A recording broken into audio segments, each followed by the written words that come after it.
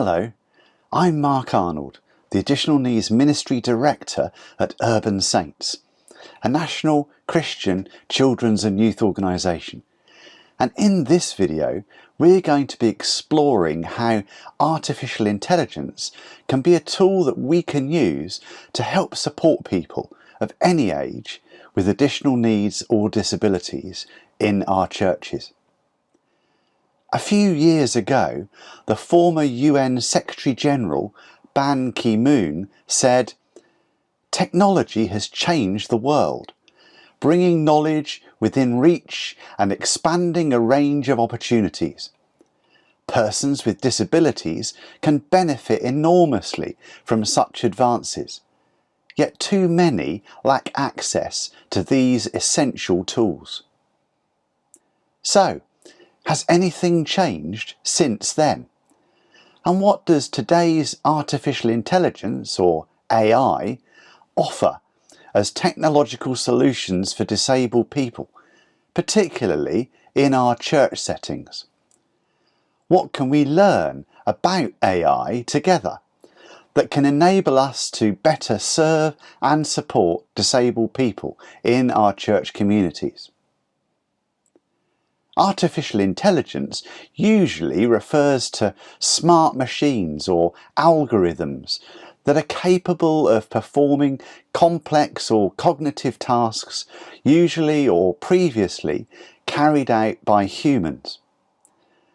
Now, many of us, when we think about AI, may have our minds filled with sci-fi images of robots like C-3PO from Star Wars or Data from Star Trek, and humanoid holograms like Rimmer from Red Dwarf, or Data's virtual colleague, the emergency medical hologram.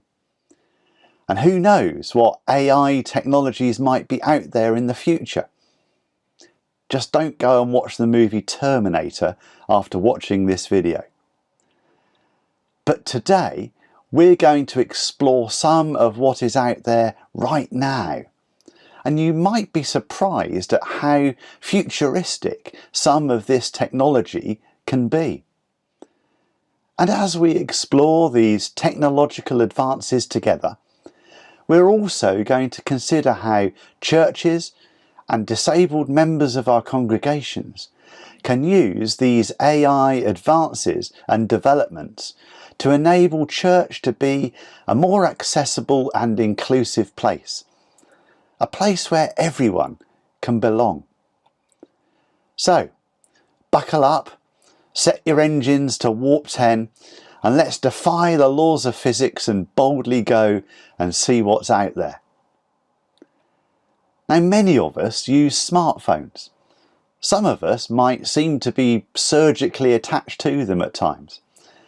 If that's you, then you have far more technology in your pocket than Neil Armstrong, Buzz Aldrin and Mike Collins had in the Apollo 11 spacecraft that took them to the moon and back. And our smartphones are packed with apps and solutions to make the world a more accessible and inclusive place too. So, let's have a look at some of them. Now, before we can even start to think about what we can use in church, how about getting to church in the first place? We may not have to plot a return route to the moon, thank goodness, but planning a safe and accessible route to and from church can be just as important for disabled people. Tools such as Google Maps allow disabled users to plan and prepare their trips in advance, and to visualise their route and the best means of transportation to use according to their profile. Thanks to the wheelchair accessible option, people using wheelchairs can now know where ramps and lifts are located. Plus, the accessible places feature is useful for them to have more information about the layout of many buildings, as well as parking places, entrance locations, bathroom facilities, seating layouts and much more. Why not add these accessible places features for disabled people to see in a review of your church on Google Maps? It's really easy to do. Software such as Matterport transforms real-life spaces into immersive digital 3D models that can be moved through virtually. The Additional Needs Alliance website has an example and demonstration of this in use at a church in Hitchin. Imagine if disabled people could take a virtual reality tour through your church building before arriving. Well, this is now absolutely possible. For some people, going to a new place can be very stressful. The anxiety linked with an unfamiliar place can become overwhelming and can stop people from going. Having the ability to be able to familiarise yourself with a new place, such as a church building, before visiting it can be extremely helpful in reducing this anxiety. A Matterpoint-based virtual tour is a simulation of an existing location, usually composed of a sequence of videos or still images. It may also use other multimedia elements such as sound effects, music, narration and text to create an environment that people can explore in advance of visiting. Seeing AI on Apple or Lookout on Android, for example, helps people who are blind or visually impaired to read documents by placing the document under their smartphone camera. Think about how this could help members of a church congregation to engage with the church news sheet, the Bible, or the order of service, for example.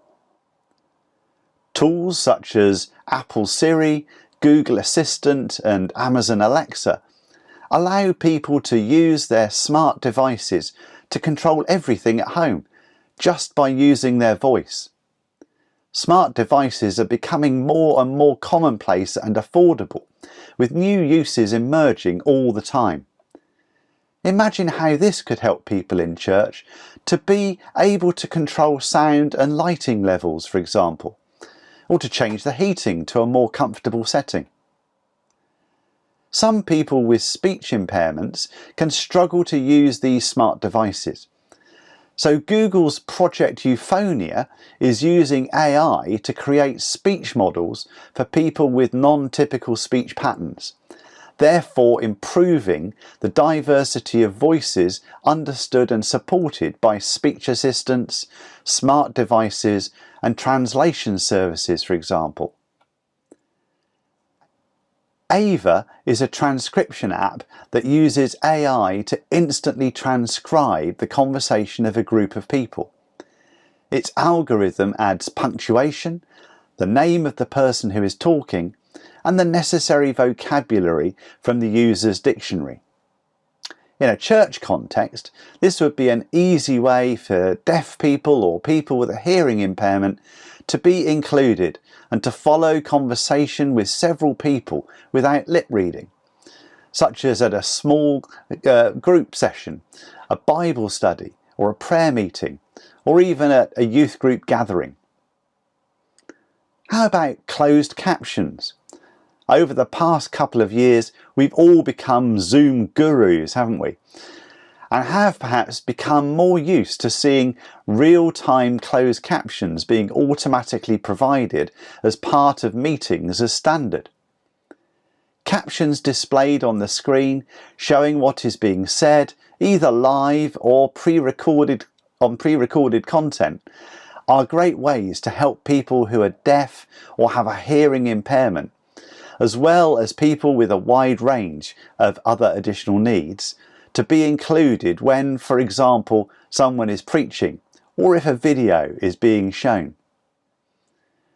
Zoom can provide automatic captioning of meetings or services, and other tools such as Rev or 3Play Media are available to add captions to videos after recording, for example.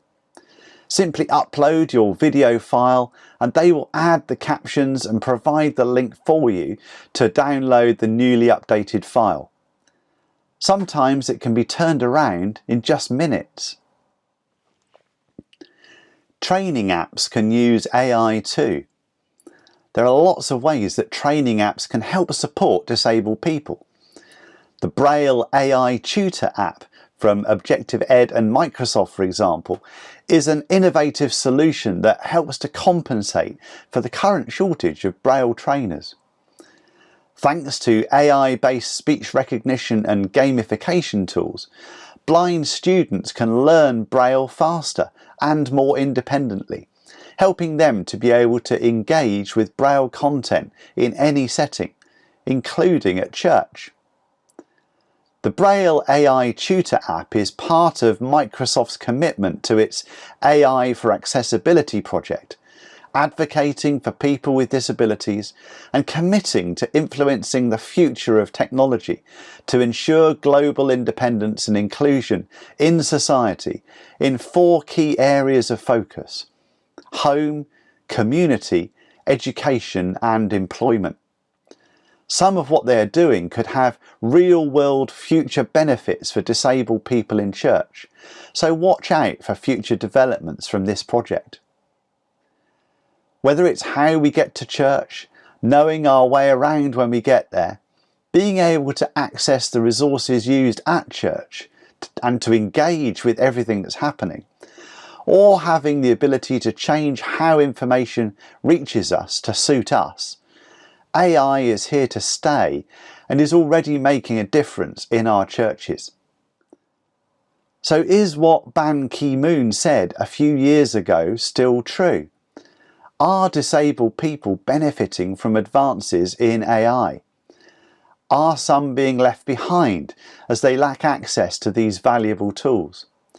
Well, the answer to all these questions still seems to be yes.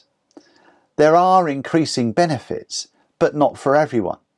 And that's an area where the church can help to level up the playing field. If churches skill up in these AI technologies, start to offer them to members of their congregation, are willing to help and train up people in how to use these developments for themselves, then churches can become centres of excellence for the creative use of AI technology to support everyone, including disabled people, both in church and elsewhere. And if you're thinking, okay, so that's another thing for me to have to learn about and do, where am I going to get the time? Then remember that you don't have to do it all in one go, and you don't have to do any of it alone. You might even be doing some of it, like closed captions on Zoom, already. Remember to take disabled people in your congregation on the journey with you. Ask them to help you to decide what to prioritise. Remember that important phrase often used in the disability community: nothing about us without us. And then reach out to the many of us that are out there willing to help and chat things through. At Urban Saints we have an additional needs ministry that is committed to helping churches to become more accessible, to be inclusive, to become places of belonging for all, especially for children, young people and young adults with additional needs and disabilities. Why not contact us to see how we can help you?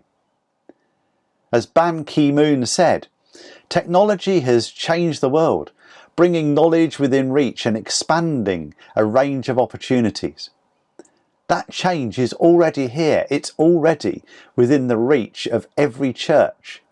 Let's grab it and make the most of what it offers us, bringing these opportunities alive for everyone, including disabled people. See you out there.